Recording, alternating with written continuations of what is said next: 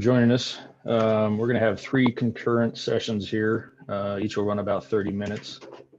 They're all on MSU projects. The first one will be by Pat Carr and Tim Seipel with Creep Stop. For those who don't know it, I'll just read the title of Creep Stop. It's integrating of biological, cultural, and mechanical tools for long-term suppression of creeping perennial weeds in cropping systems. We'll do a 20-minute session on that and then do a 10-minute Q&A session. If anybody has questions they want to present, the easiest thing to do is just to put it into the chat box, and we'll read those to Pat and Tim on that. Second, then we'll move on to Tim and also Jed Eberly, who's going to do thistle rust. They're looking at biocontrol agents to help in the management of Canadian thistle. And then third, we'll have Dr. Dave Sands. He's doing the fungus Fusarium oxysporum, a foxy biocontrol to fight Canadian thistle and bindweed. So again, if anybody's got any questions throughout this, just put it in the chat box, and Pat, you can take the lead here. All right.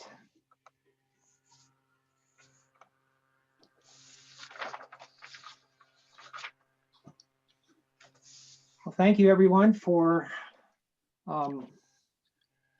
attending this afternoon, this virtual presentation. Can you hear me okay? Okay. Yeah, we're good, Pat. All righty.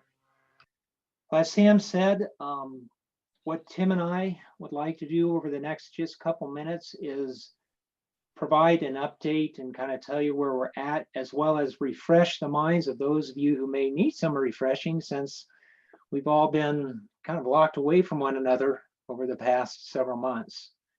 So our Creep Stop project is really aimed at developing successful suppression or control strategies of Canada thistle or creeping thistle and field bindweed. The project is a large intrastate and interstate collaboration. There's several people at Montana State University involved.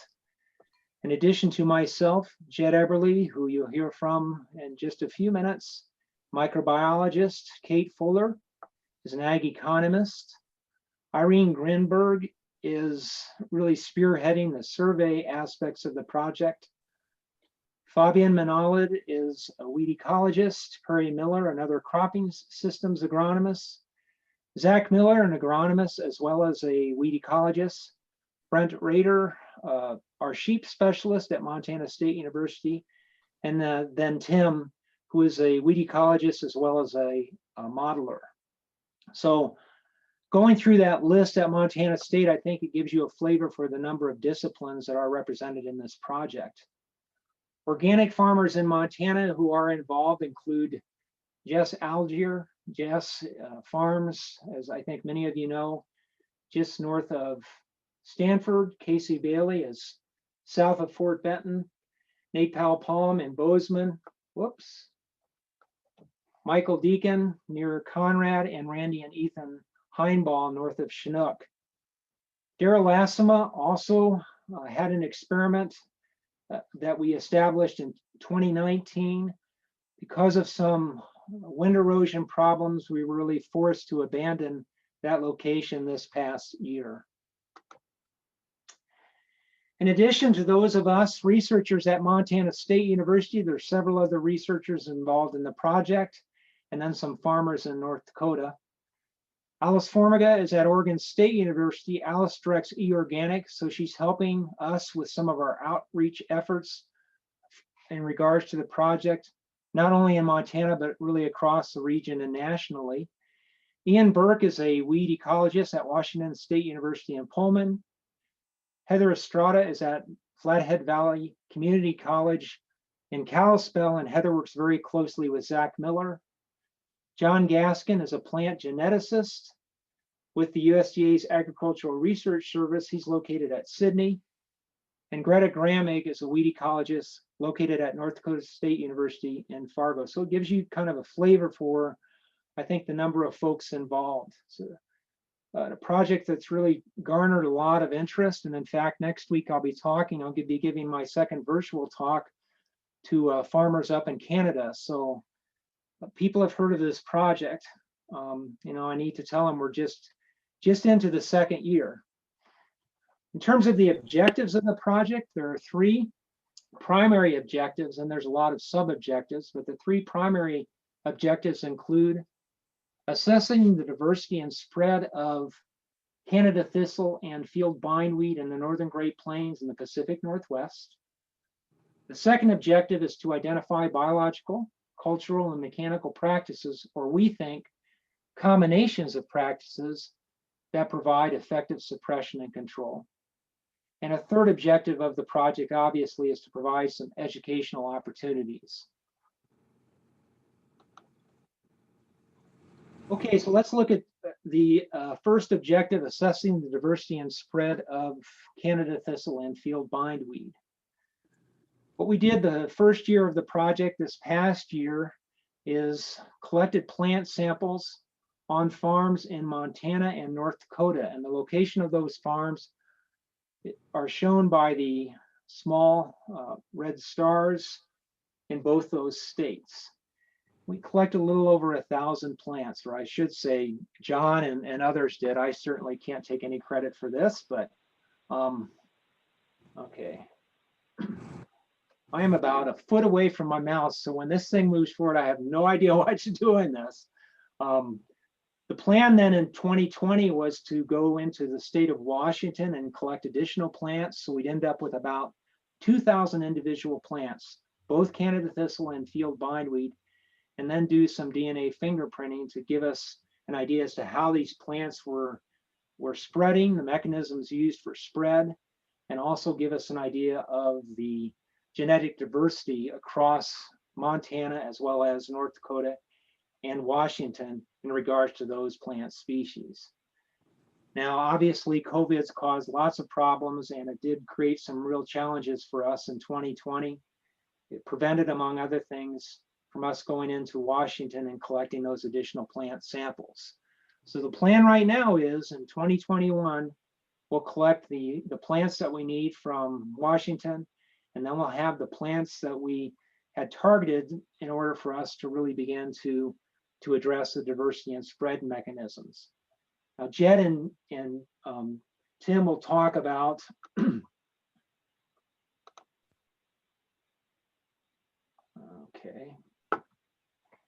The first aspect of the second objective, identifying suppression and control practices, in just a few minutes when Tim and I are done with this basically intro to the project. What Jed has been involved with, along with Dan Chichinski, a graduate student, is really looking at a biocontrol strategy for Canada thistle. I have no idea why it's doing this. I apologize. In addition to the biological control portion of the project, we did put in place in 2019 several field experiments. Those experiments included 4 at research sites, and those are indicated by the large red stars, 3, as you can see, in Montana and 1 in Washington. And in addition, we put on-farm smaller versions of the research studies at the research sites, both in Montana and in North Dakota.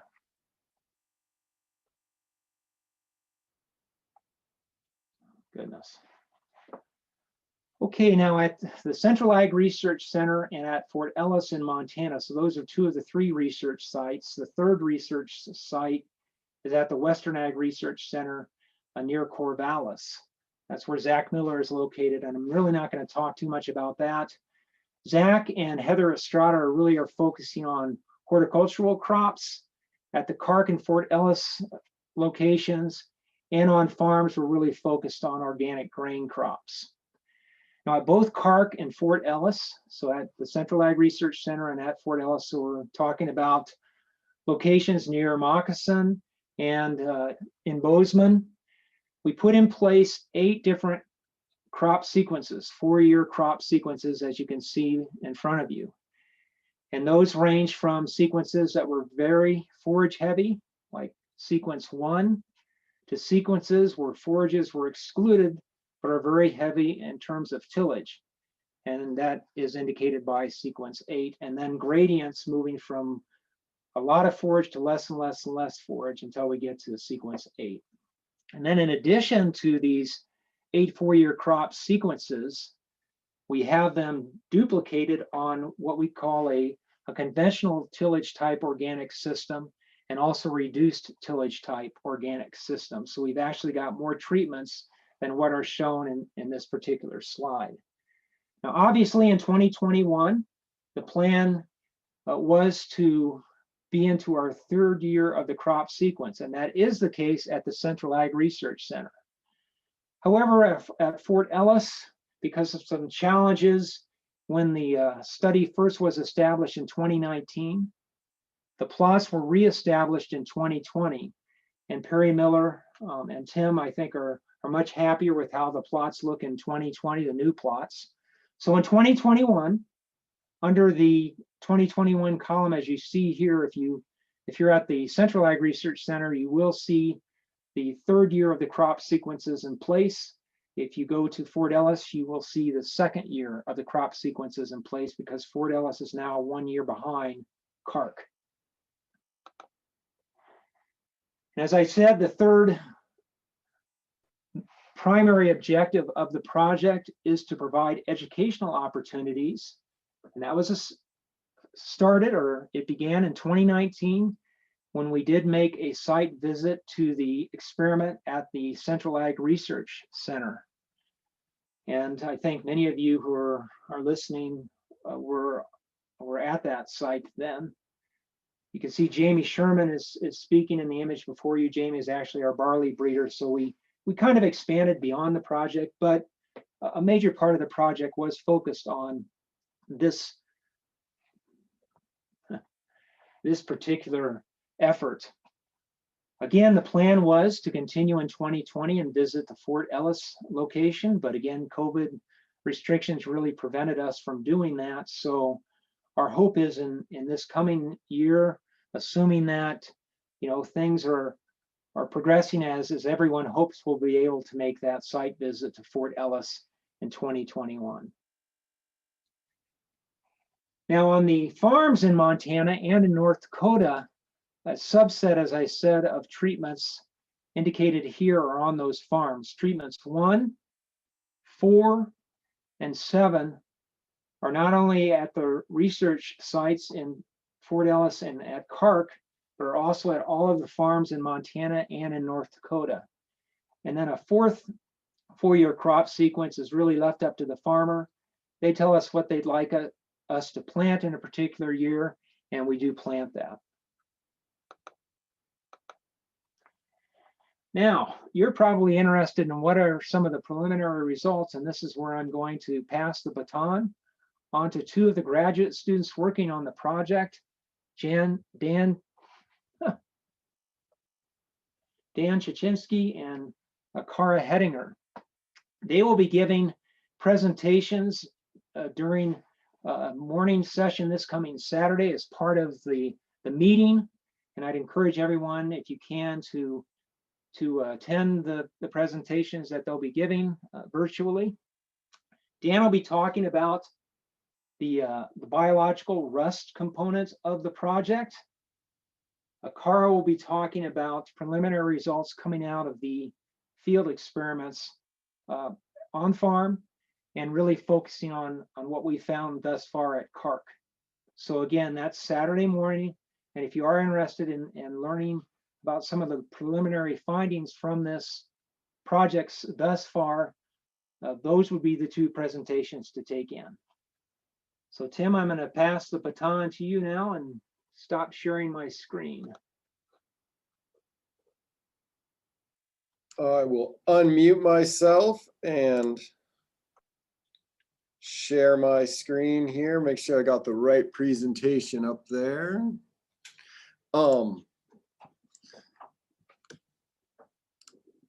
So thumbs up, thumbs down. Can everyone see the presentation? Did I share it correctly?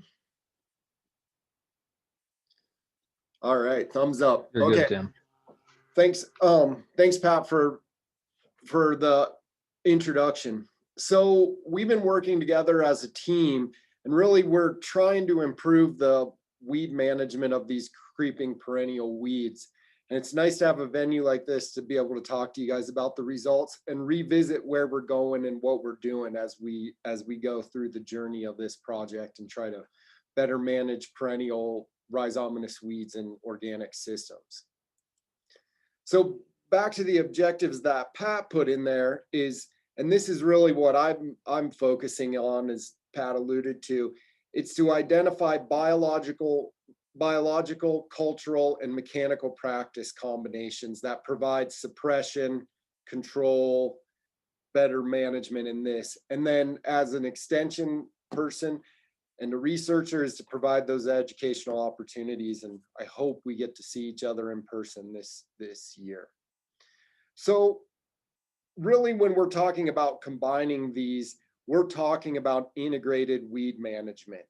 And integrated weed management is the combination of different tactics to manage weeds. And so those are mechanical, chemical, cultural, thank you, Bob. biological, Bye. and prevention as well. And I won't talk about much prevention today, but I'll talk about where we're focusing our efforts and what sort of the different work packages we are, where the work packages are and what part and how we can combine them.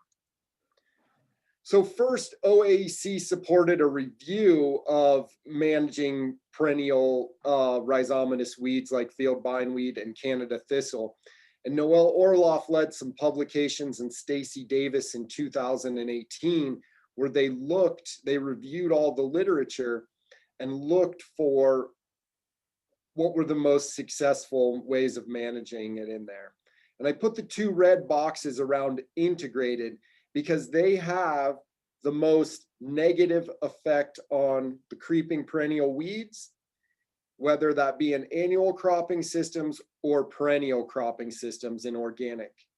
And that really forms the basis of our strategy to manage these weeds and how we go about designing our projects and working to make sure we're providing good research results and good recommendations and products for you guys, the stakeholders and the farmers. And so really integrated popped out as being the most negative. So most negative here in the case is most negative for bindweed and Canada thistle. So that really forms our basis.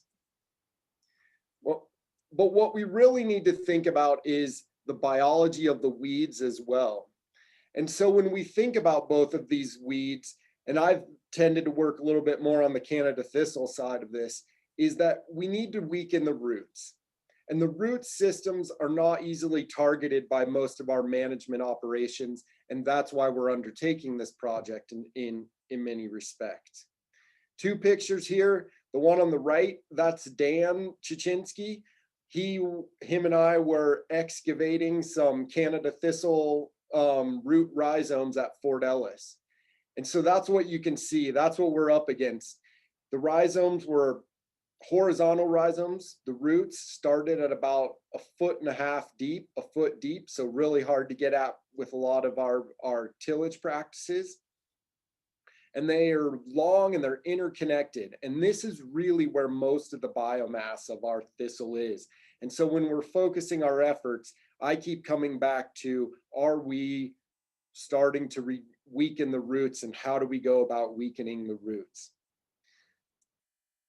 So first, when we think of our integrated weed management and how we're weakening these systems, we have the rotational study that's really focused on this cultural aspect of weed management. So what rotations can we use? What competitive crops can we use to best weaken these species? And so that's one aspect of how we're focusing our studies. Pat mentioned the rotations a little bit before, and Kara has done a nice job recording a presentation for Saturday on the preliminary results. I'll just give you a short tease about it. These are some of the different results. Pat just talked about rotation 4, rotation 7, and FC, the farmer's choice. And as we enter the second year, we're starting to see some of the rotations separate out a little bit. We're starting to see some effects where we can look at these. The nice thing about the on-farm sites that we did is we get to mess with management and play with management. And one thing that Pat did this year was he mowed at Bailey's over the top of the crop and at the hindbaws over the top of the crop. One site, the hindbaw up by Chinook, actually that mowing seems to have really made a difference. There was much more biomass last year in 2019 at hindbaw than there was in 2020 across most of the rotations. So that's one of the interesting things that we're thinking about working on as we go into the future. And it really is part of a combined technique. When we come back to integrated management, that really falls into the mechanical portion, the mowing, the split tillage that we have, and assessing what effects the tillage had on it in an integrated component. Dan Chichinski is also working as combining this with thistle rust. So we're thinking about how do we combine our biological, cultural, and mechanical management techniques. And then how do we measure that and go forward when we come to it? So I thought I would just go back to one thing that's out of the literature, and I really like it because it sort of grounds me in the introduction. So in New Zealand, they also have a lot of Canada thistle, which they call Californian thistle in New Zealand.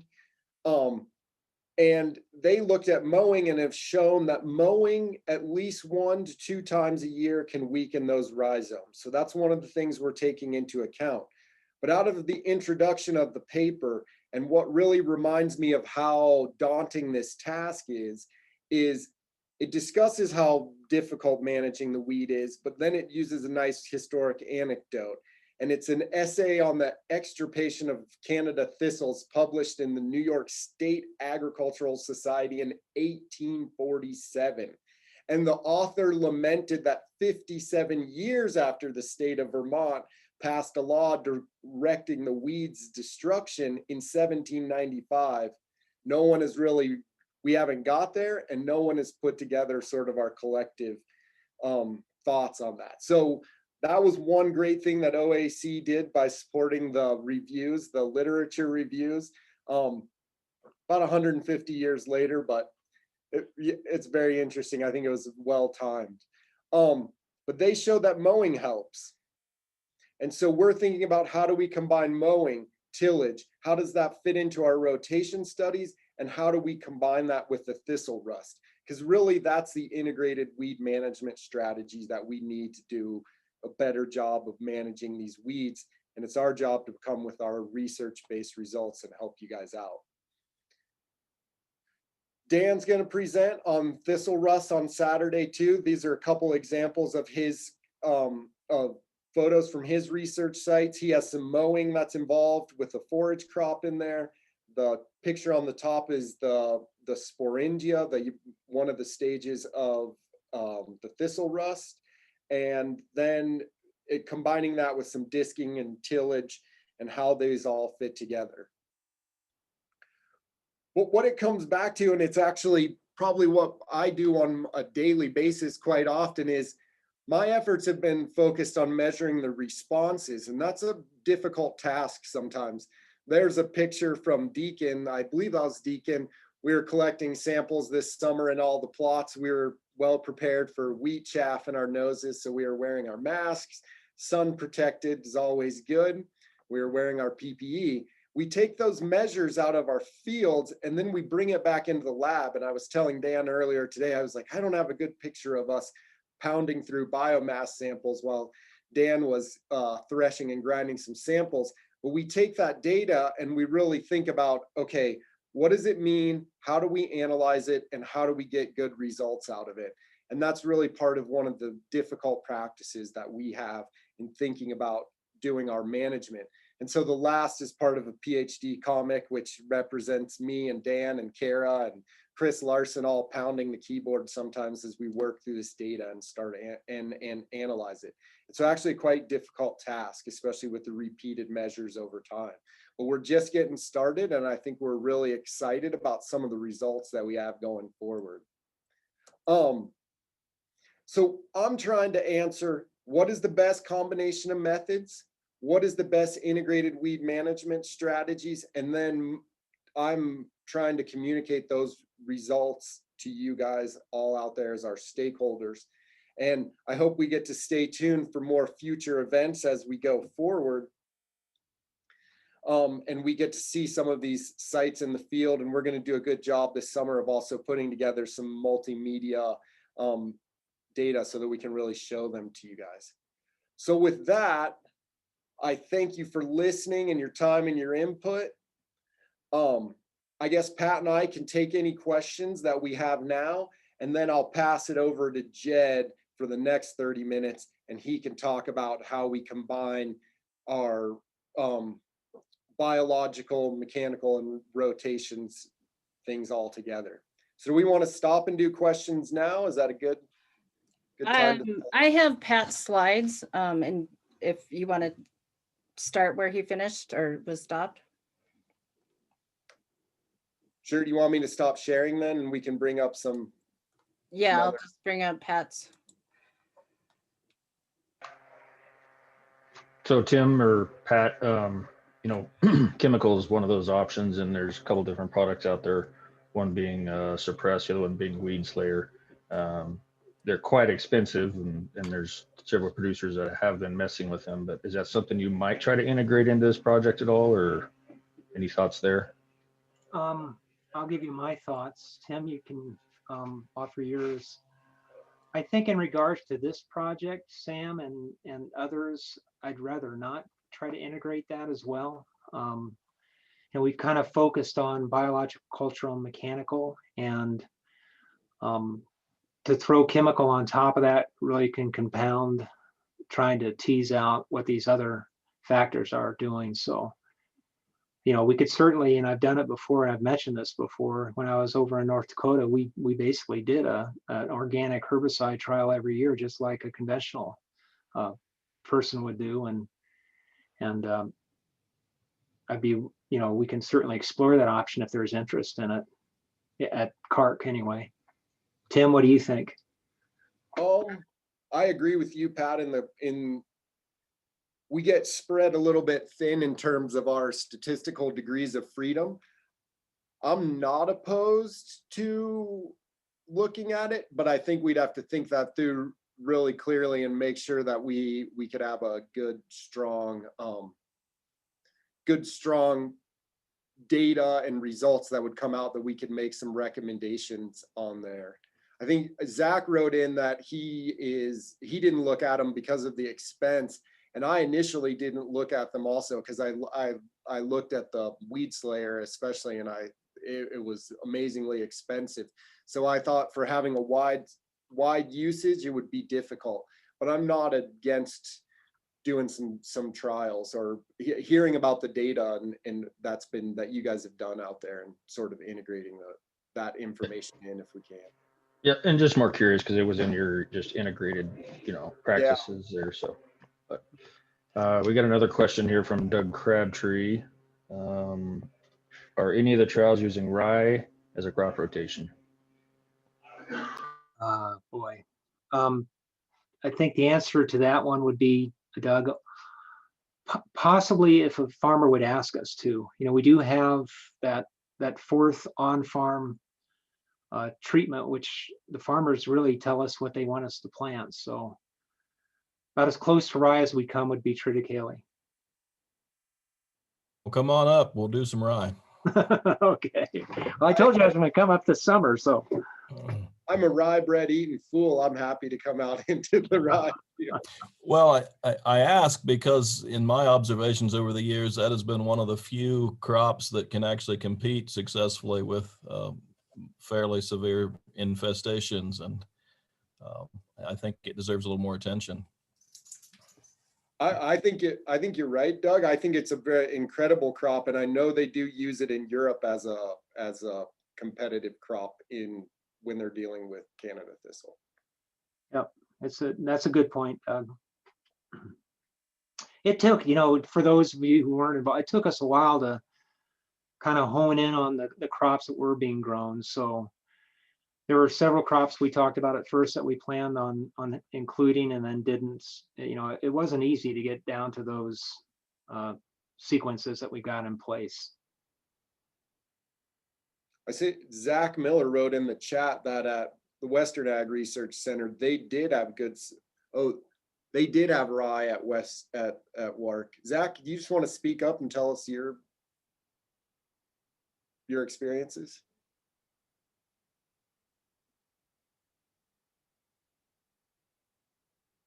Like my experiences in general, or just my experience with rye? With rye and safflower, commented about. Yeah, I mean, we do have rye in some of our rotations, both in irrigated organic grains and for horticultural crops. And it can be quite suppressive. I don't have the numbers in front of me right now, and because they're also in the context of a much larger integrated rotation. But it's 5 years ago or so now when we were first starting to play around with it. I was also impressed with safflower because it was just a comparison of different crops, and safflower was as suppressive to field bindweed as winter wheat, and it was the only spring planted crop that gave us as much suppression as a fall planted crop.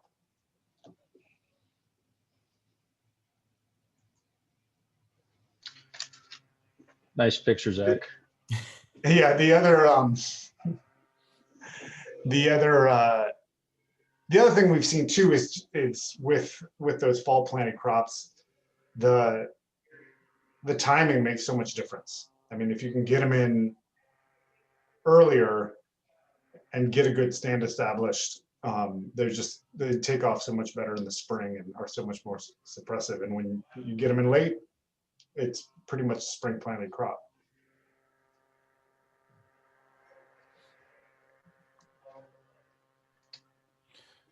So I don't really see any more questions coming in. I did have one more quick one for you, Pat. Where you've got yellow sweet clover 2 years in a row, is that just because it was interseeded the first year and then you let it go the second year? Right. Okay. Yep.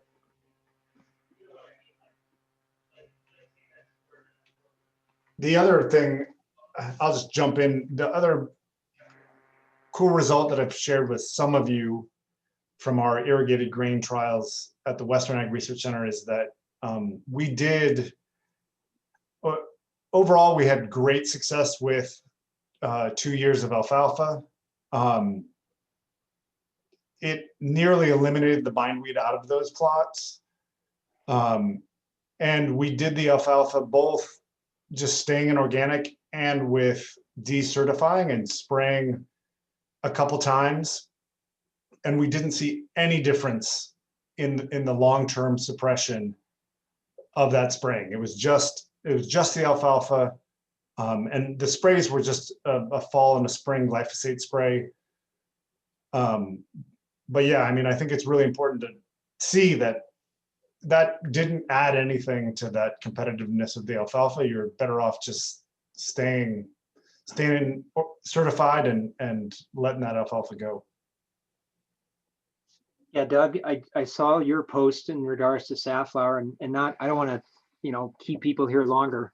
But one thing, and I've shared this with some folks, one thing, and we all know this because we talk about it, but that this study has really hit home and really shown me is how impactful different environments are.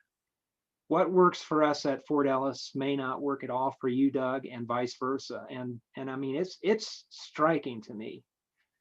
And again, it's nice to see that because we all talk about it, but sometimes it's like, yeah, we know environment's important. Well, in this study, I think it's really hitting home the fact that it's essential. So it's amazing, and that's a really nice thing about this project is we can see these treatments across multiple locations. Nice. Well, we're officially 10 minutes behind already. So if we want to move into Jed and Tim's Thistle Rust, let's go there. All right, good afternoon, everyone. I will go ahead and share my screen here. I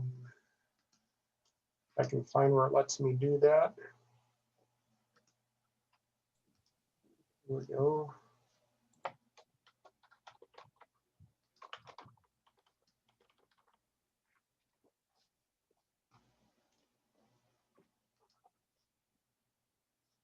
All right, are you able to see my slides? Looks good. Yep, we're All good. right. So today I'm going to be focusing on the biocontrol component of this project, focused on thistle.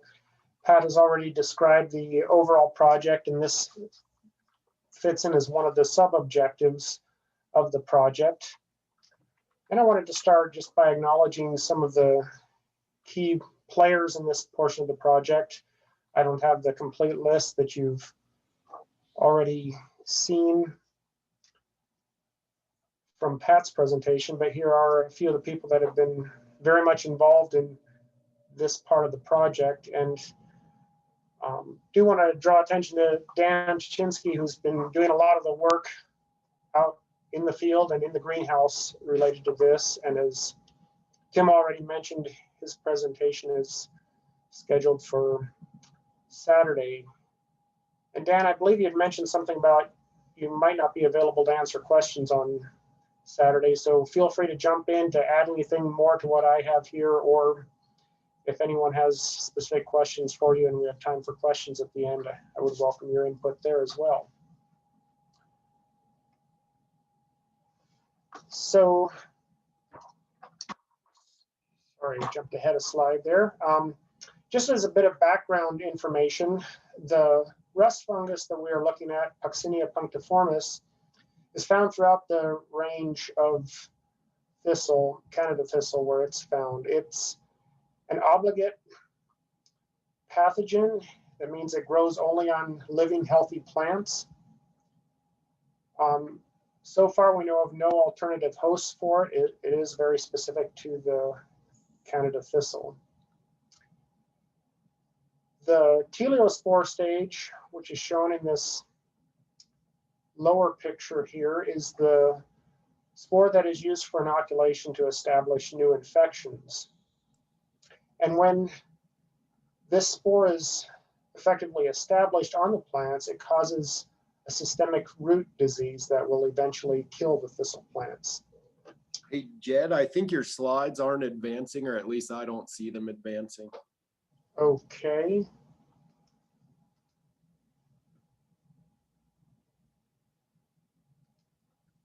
So, Jed, you've got to select the slideshow screen. You've got your PowerPoint, original PowerPoint screen selected. oh, okay. So let me stop share and try that again.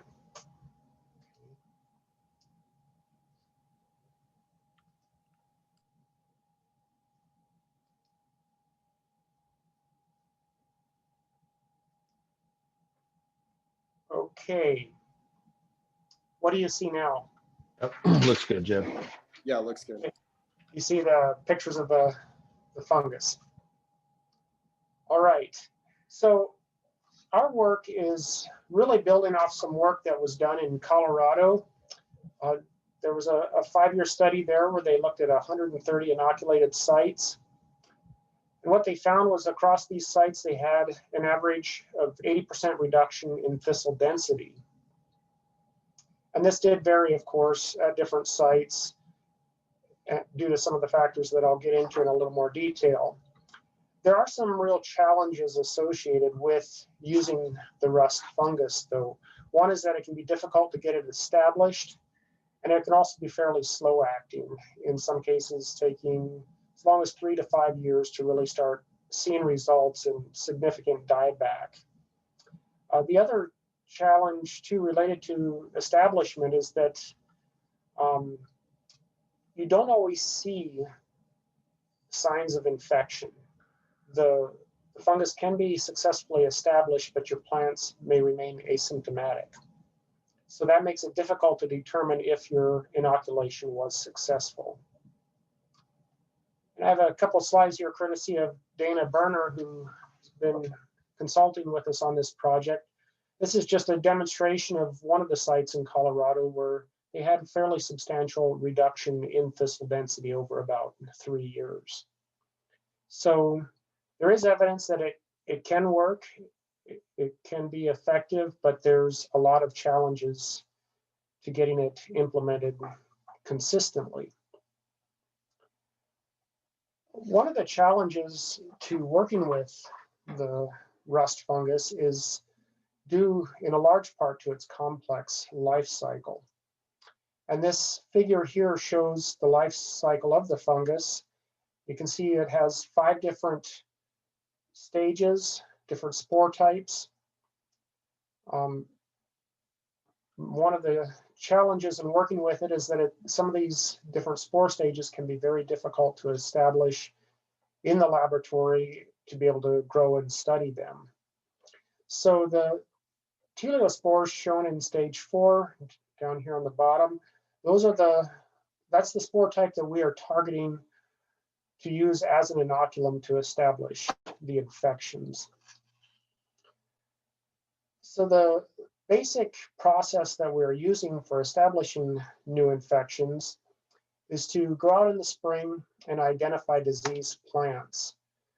And these plants will typically have somewhat of a yellow and sickly appearance. And when you examine the leaves closely, you'll see that the bottom of the leaves are covered with spores. Another signature of the infected plants in the spring is that they have a fragrance that is reminiscent of a Canada thistle bloom.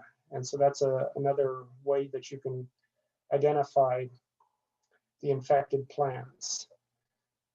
So we mark these plants, then return later in the summer when the fungus is at the teleospore stage. We collect plants, dry down those plants, and grind them up and freeze them to use as an inoculum later on in the late summer, early fall. So then these spores germinate and cause an infection. This infection then eventually leads to a dieback in the plants. So in this project, we've had a number of objectives. One was to survey thistle densities at different sites, and along with that, look for potentially naturally occurring infections.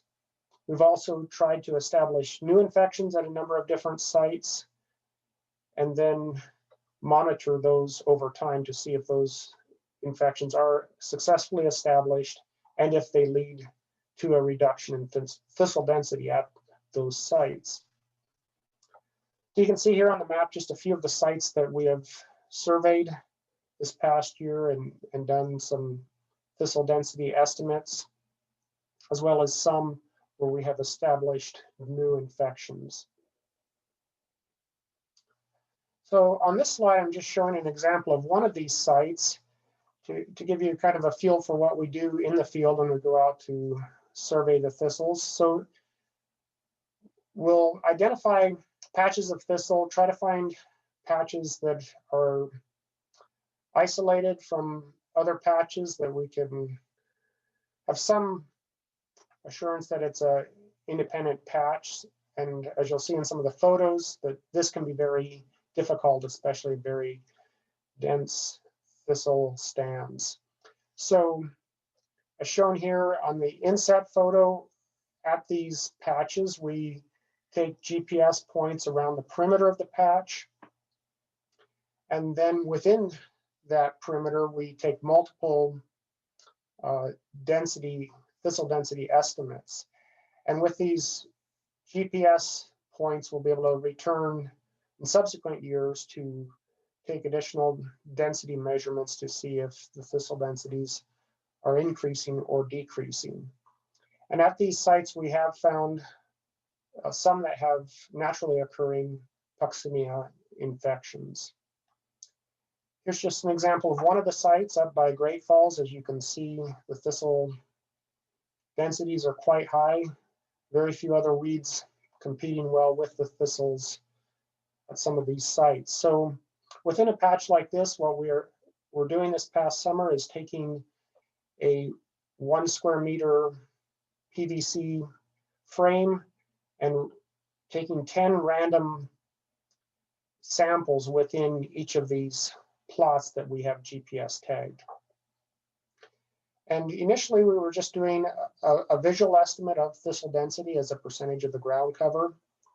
And as you can see on the figure here on the right, in some of these squares, we did see evidence of the Puccinia infection. You can see that with some of the plants that appear slightly yellowed. And if you would look close at those, you would see there were spores on the bottom of the leaves. So while we found some naturally occurring infections like this, they really only represented about 15% of the total number of grids that we had sampled. So in addition to just a visual estimate, we're also using another approach using Canopeo, which is an app developed by Oklahoma State University for estimating canopy cover with a smartphone. And you can use this either as a phone app to take images, or they also have a website where you can upload images for analysis. And basically what this does, they've developed some algorithms that identify plants and can differentiate between the plant material and bare soil, and then quantify that as a percent ground cover. So with this approach, one of the things I should mention, it's not specific for Canada thistle. It's been used and tested with a lot of other vegetation types. So where we have a relatively consistent stand of Canada thistle, I think it's going to work well. If we have a lot of other weeds there, it won't be able to differentiate between those weeds or the crops.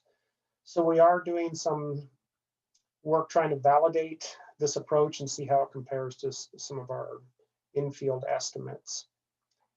So we hope to use this as a way, in conjunction with our GPS tag plots, to track over time either increases or decreases in thistle density. And hopefully this will help us evaluate how effective the thistle rust and other control measures are. So within our initial surveys this summer, we identified plots or patches that varied from between 51 and 87% ground cover. So some fairly high thistle densities. One of the things though, there did not appear to be a correlation between thistle density and the degree of rust fungus infection. So this does support the idea that the naturally occurring fungal infections are really not effective as a control mechanism. It takes additional inoculations to get the percentage of infected plants high enough to where they really start having an effect on the patch. And that does that is supported by some past work that was done by Dana Berner. I didn't go into this earlier, but they did find that Puccinia spores do not spread very far or very fast. So it's a very limited range as far as transmitting the spores from one plant to another, which is why the inoculations that we do are really a key component to getting the thistle rust spread and established. So our goal is to have between 10 and 12 survey sites like this to just monitor thistle density on different farms in the region. And with this, we are incorporating some tillage as well as leaving some plots that are untouched just to see how the thistle density changes over time. One of the things I was also going to mention here is that with this app-based approach to quantify thistle density, we are comparing that, and we are finding very good agreement between the algorithm and the density estimates that we did in the field.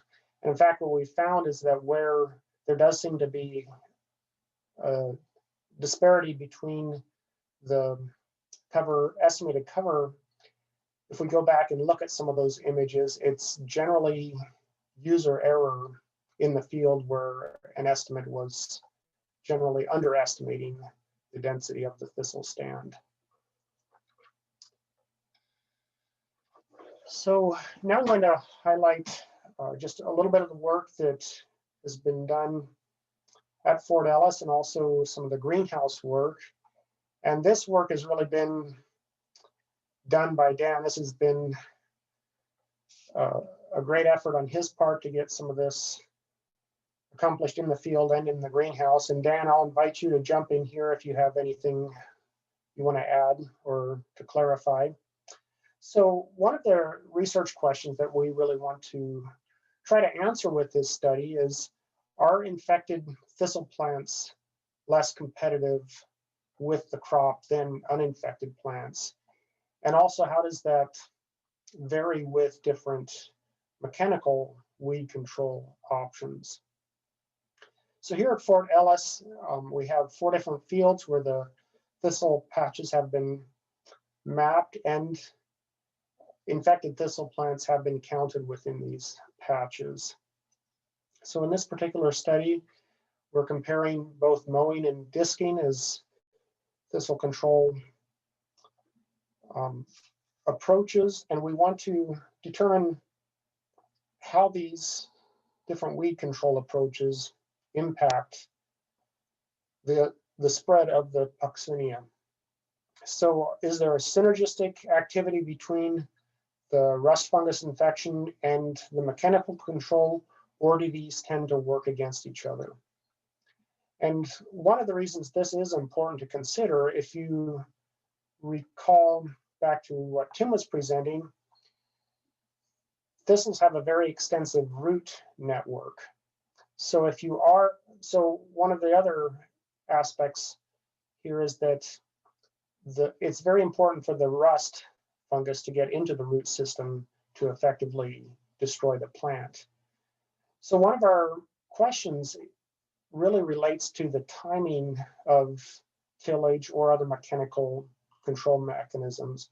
Has the fungus had time to get down into the root system and propagate through the roots prior to that tillage event? Or if we till too soon, or perhaps even mow too soon, are we effectively preventing the spread of the fungus through the plant tissue? Because that would have some important implications for the efficacy of the biocontrol. So this was established this past year. The plots were planted in barley. We'll be mapping the thistle density again in 2021 to see how it compares to this past year.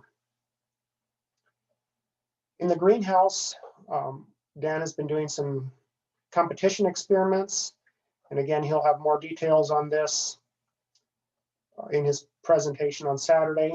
And hopefully if we have time at the end here for some questions, maybe if anyone has specific questions related to this, Dan could provide some more input. So within this greenhouse experiment, we were looking at thistle plants planted in fallow, or that would just be soil without any other crop, or planted along with spring wheat or peas, and then with or without the rust fungus. So basically this allows us to compare how well the thistle grows with no competition or with competition with spring wheat or peas. And then in addition to that, also evaluate if the thistles are infected with the fungus, does it become less competitive with those other crops? So some of the preliminary findings from this work indicate, I won't go into the details on this relative competition index, but basically with this index, closer to 1 indicates a stronger competitor. So we want to see a lower number there that indicates that the plant is less competitive. And what we did find here is that with the inoculated thistle, there did appear to be a slight decrease in the competition index. So there's definitely more work that needs to be done here to continue to validate this. So just to summarize, the greenhouse experiments are indicating that infection may be contributing to lower competitiveness with the thistle. In the one field study, and again here I'll refer you to Dan's presentation, with some of the work we've done with inoculating plants in the field, we are starting to see some symptoms of infection, which is promising. However, in the first year of this work, we really aren't seeing a significant reduction in biomass of the infected plants. So that really alludes to another big question, and that is, how well established does the rust fungus need to become before you really start seeing a reduction in the plants? Is there some critical threshold there? If only 20% of the inoculated plants show symptoms of infection, and that's not enough to lead to a biomass reduction, how about if we're able to get that up to 50%? Would that be sufficient to really start having a material impact on thistle biomass? So another thing we're hoping to look at in the coming year is evaluating different thistle biotypes. So as we take thistle plants from different areas, they may be different genetically. Does this impact the likelihood of them becoming infected by Puccinia? And then conversely, do Puccinia strains from different locations have greater or less efficacy in establishing infections and causing disease symptoms? So we are planning to obtain some Puccinia inoculum samples from Colorado to test along with the ones that we've isolated from local plants. So with that, I will wrap up, and I would be happy to take any questions. Or Tim, if you want to jump in and add anything more, or Dan, feel free to as well.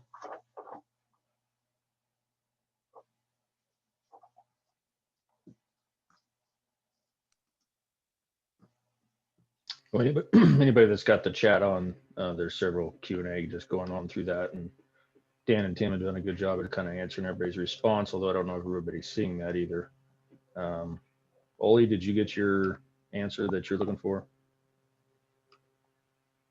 Oli just asked, can you infect new spots in the spring with the spores? Yeah, so the method that we have been focused on is what they've been using in Colorado. I'm not sure how much has been done outside of that as far as different times for establishing it and also the different spore types. To my knowledge, the teliospores that we are collecting in the fall are the only ones that are effective at establishing new infections. Now, as far as timing at applying those, it appears to be most effective if the inoculum is applied to newly emerging thistle rosettes. The big challenge there, though, is that one of the most critical factors for successful establishment is the weather. And having the proper temperatures and relative humidity are very important. Being a fungus, there is a need for moisture there for establishing it, and there are some humidity thresholds that appear to be important for successful establishment. Again, we don't really have that range well characterized, and that is one of the things we're hoping to get a better handle on with this project. Part of the, again, this gets back to one of the challenges here is being able to track a successful infection, especially if you can't see any signs of it for potentially several years. So it does make it difficult to test a lot of different conditions and then wait for the results.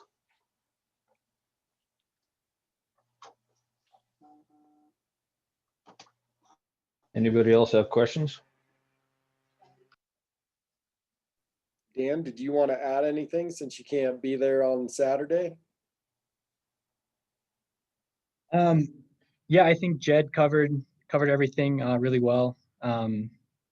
Yes, touching on Oli's question, we really haven't seen any published work about spring inoculations. Really, the fall inoculations are mimicking what would happen naturally in a natural setting. an infected Canada thistle would begin to abscise, or the leaves would senesce and abscise. And hopefully the infected leaves would then either be blown or somehow come in contact with an emerging rosette in the fall. And there's some sort of trigger which signals to the pathogen that it has a new host, and then it can continue its life cycle where it actually grows into the root system. Yeah, and by doing those fall inoculations, I think we're sort of following the natural patterns that we see, and research has really proven that that is the most successful way to go.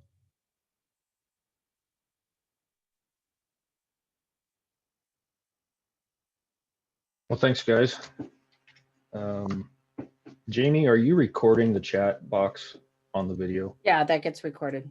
Okay, that's good because there's just a lot of good dialogue going on there. All right, Dave, are you ready? Yeah, I'm on. And can you hear me? Because I'm Yep. wearing a mask.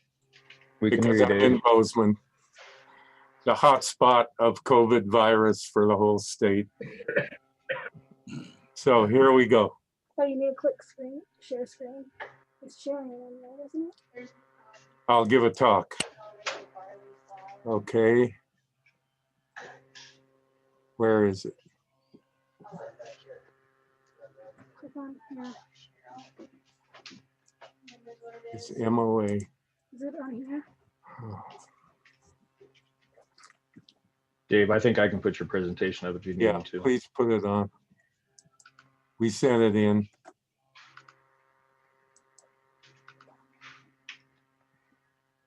There we are.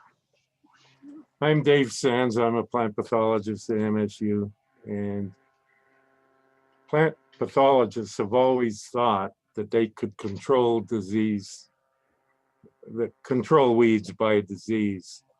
But basically the chemical industry got so good at it. One chemical controls most weeds. And yet the kind of diseases that we have to work with are very specific.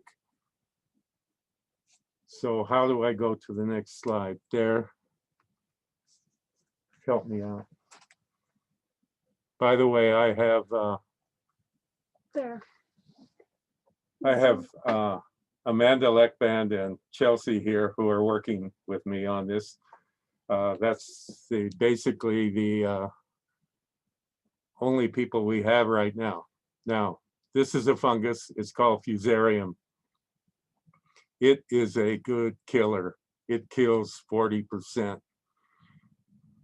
Or you can use chemicals.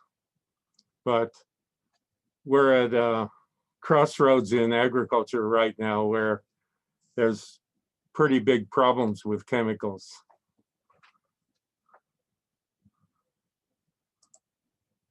Someone should, hold on. Tell them to change it because I don't know, I don't control it, dude. There we go. There we are. Okay, so there's all kinds of fungi that attack plants. And as the Puccinia does, it's host specific. As far as we know, this Fusarium is also host specific. It probably came in on the weed seed from Europe whenever thistle and bindweed came in, because it is seed transmitted. We have found these fungi. The reason why we chose Fusarium is it has a bioherbicide track record. You can grow it easily. It's already here on both weeds. We find it in organic fields. It's soil borne and stays year after year. It does not produce known toxins, and we've had that checked out from a DNA point of view, analyzing the genes as well as toxicology labs. It's easy to identify, culture, and produce. It can be selected in the lab for more knockdown, and that is a key factor. A good pathogen will never take more than 40%. It would be putting itself out of the business. And there are several ways to put it out. And it's about as organic as it can be. Next slide, please. There ought to be a way for us to do that. Because we didn't upload the other thing yet. Okay, so we worked on this project, Biocontrol of weeds, with lots of failures for 40 years. And we finally cut our teeth with this one, the worst weed in Africa, especially for smallholder farmers. It reduces yields by a huge amount, and it impacts 300 million people. So chemicals weren't working, so we moved on. Next slide. And Bill Gates and Melinda Gates gave us a foundation grant after we had worked on it for 10 years. And basically we found that with the fungus, you're above the line, you get more yield. Without the fungus, you're below the line and you get less yield. So we found a way to put out this fungus, and that just an experience that really helped us when we came back to Montana. Next slide. This is just our current work in 2019. You're doing well. You're going to find the right slide shortly. Maybe. I'm sorry, we can't advance the slides here. So you have to keep going down the list. If you can, Sam. Oh. Hi, Sam.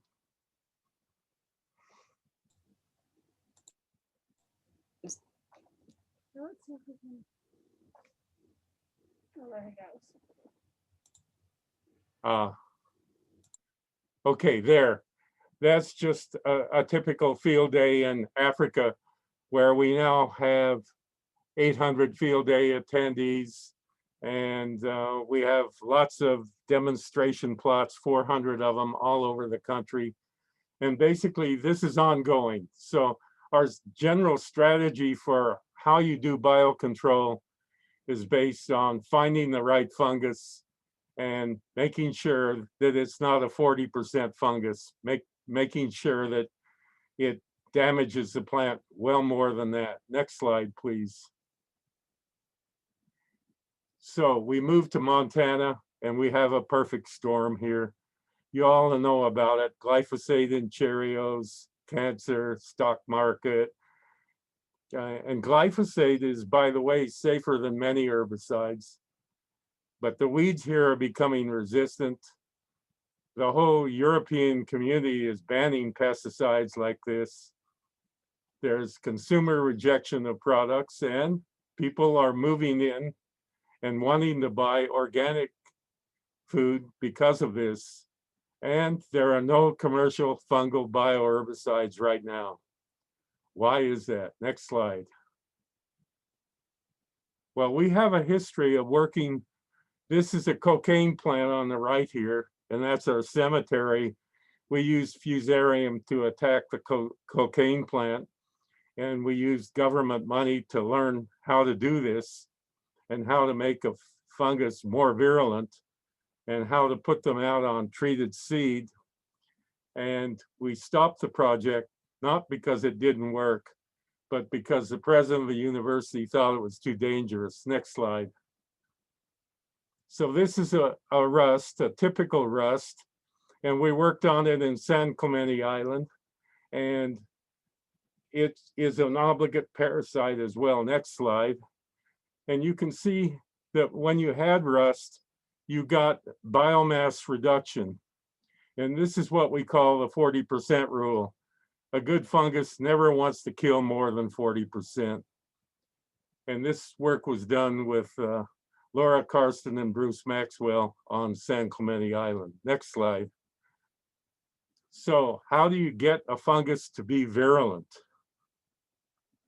And that's what we're doing in Montana. You start with local isolates, you test them in organic fields, you select for more virulent strains, and we can't go very far into that in this short talk, and you select for the best strains. you find a way to put them out in large fields. In Africa, we gave a toothpick to a farmer and she could grow her own fungus in rice and put it out that way. And then as a professor, you always have to write more grants and more grants. And then we have to work on registration, commercialization. What's our outlook in 3 years? I don't know, but it's going to be hard work. Next slide.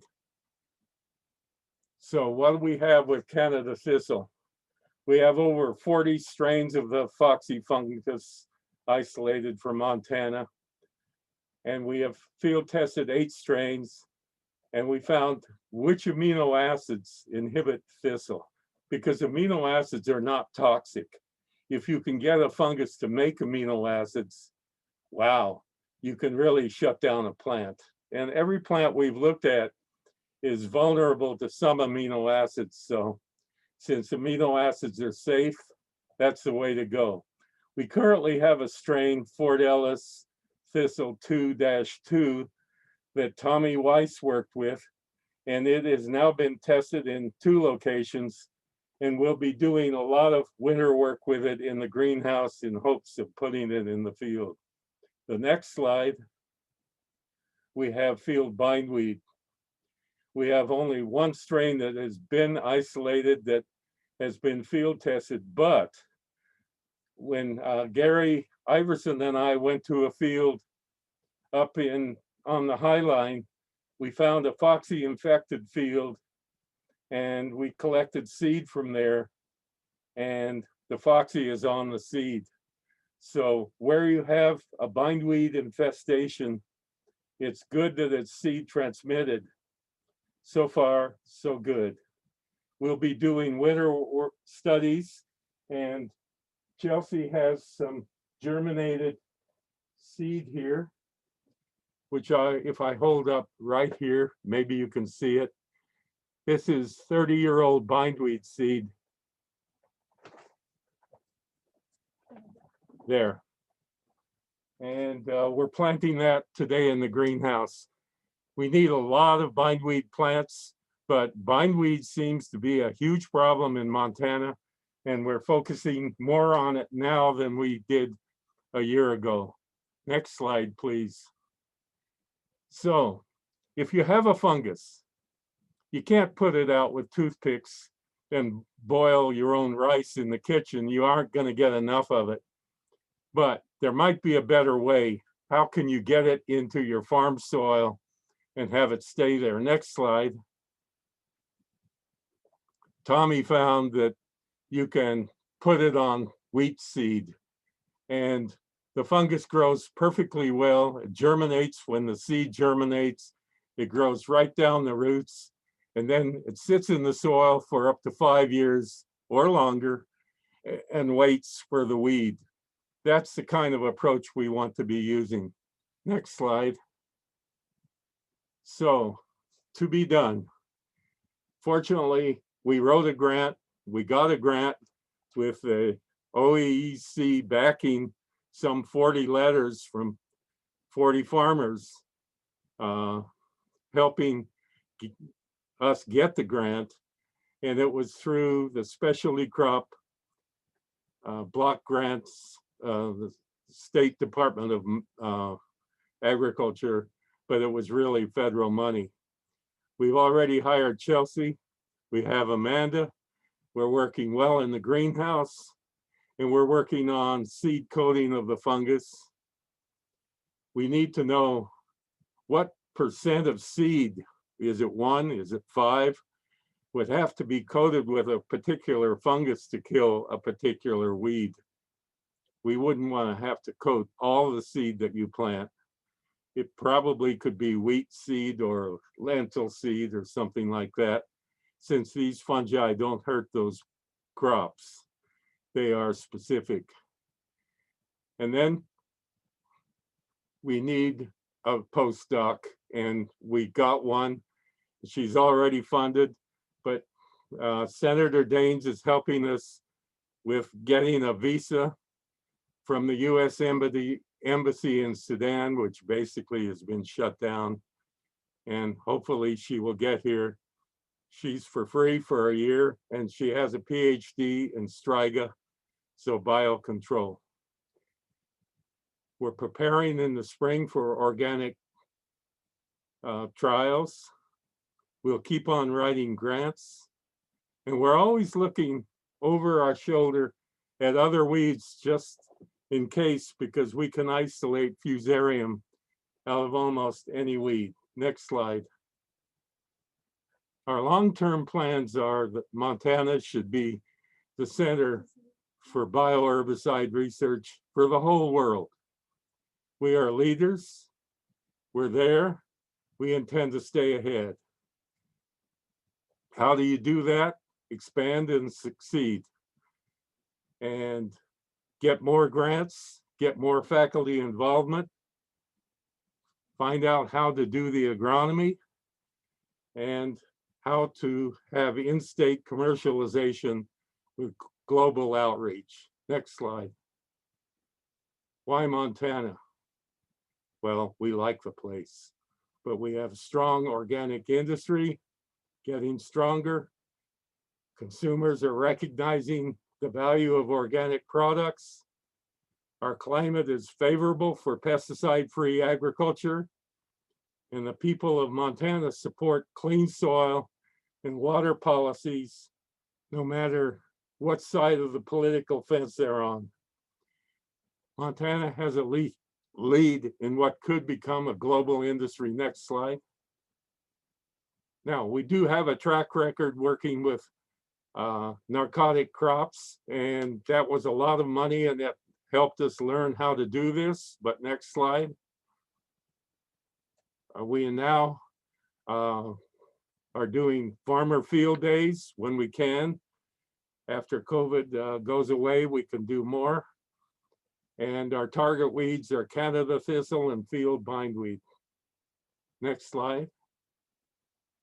And in the greenhouse, you can see we're growing these terrible weeds.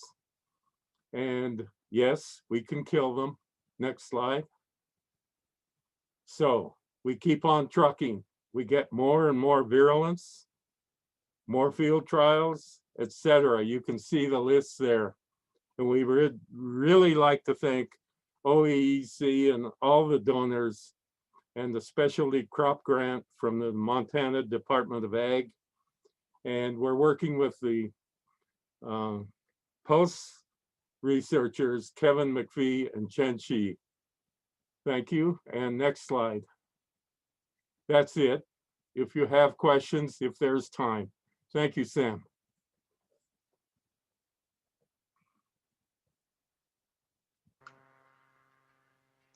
Yeah, so we have any questions for Dave?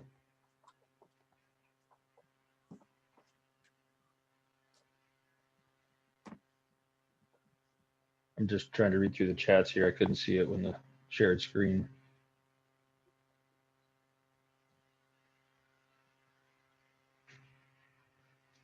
Any questions back to Pat, Tim, Jed, or Dave? Anybody?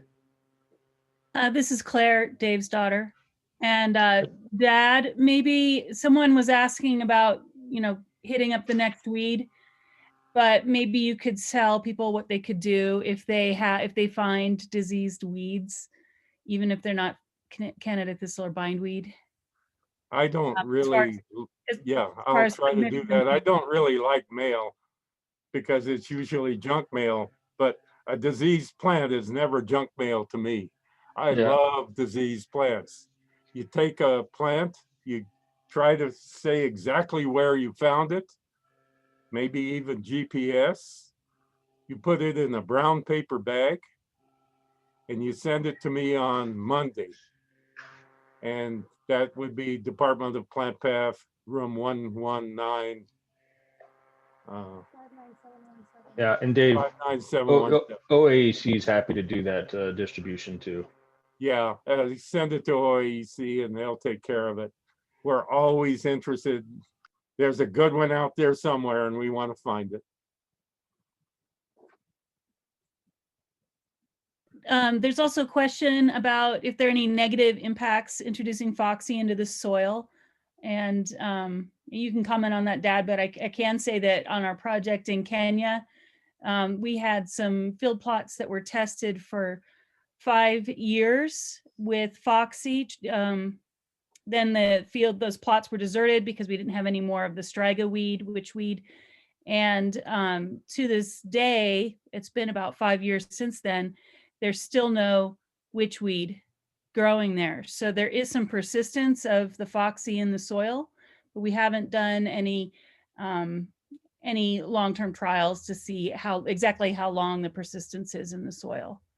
But Dad, you can comment on any other possible negative impacts. Yeah. We've done toxicology tests, animal ear swabbing, and that kind of stuff was part of our regulatory process in Kenya. So we've gone through that. I guess there could be one consideration that people ask about every once in a while is if the weed that we're getting rid of hosts pollinators. Of course, there's that ongoing question of, what are we doing to pollinators? And if we're getting rid of their host plants, that's negative, but that's just that's a general agronomy question rather than a Foxy question. Looks like you covered it pretty well, Claire. Thank you. So 2 questions, Dave. It's how long till we have a viable biocontrol for field use? And then also, does this project, have we looked at it, does it kill beneficial weeds?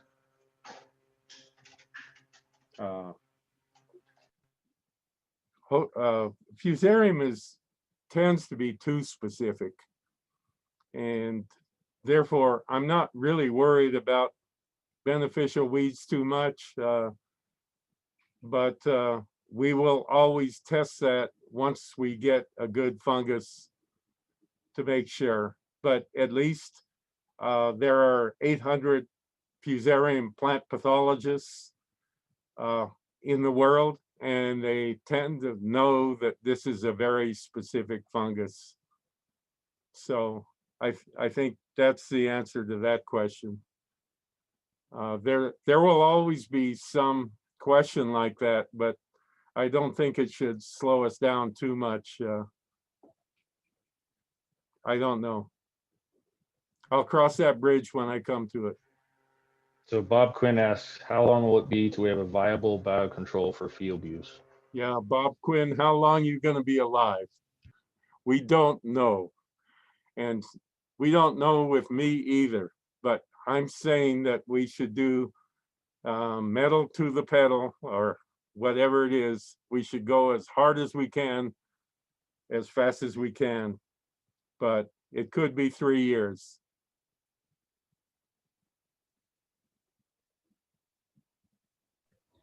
The beautiful thing is that Foxy is easy to grow.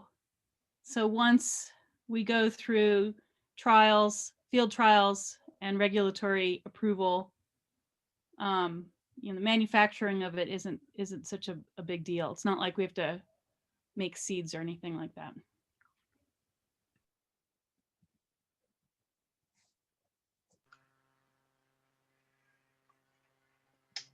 Anybody else got questions? I have one answer. Anybody that wants to come visit the lab, wear a mask, come on in, and we'll show you what we're doing. We just love this work, and we're honored so much to be allowed to do it in Montana.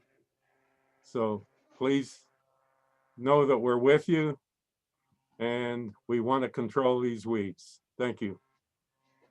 Thank you, Dave. Thanks also to Pat, Tim, and Zed, excuse me, for all your presentations today. Jamie, do you want to wrap up with anything? Just a note that the student presentations that were mentioned are up on our YouTube channel. This meeting has been recorded and will also be available on the YouTube channel sometime within the next 24 hours or so. And there was a really great discussion in the chat. So that transcript will be available as well. Thank you, everyone, for being here and making the most of a new situation.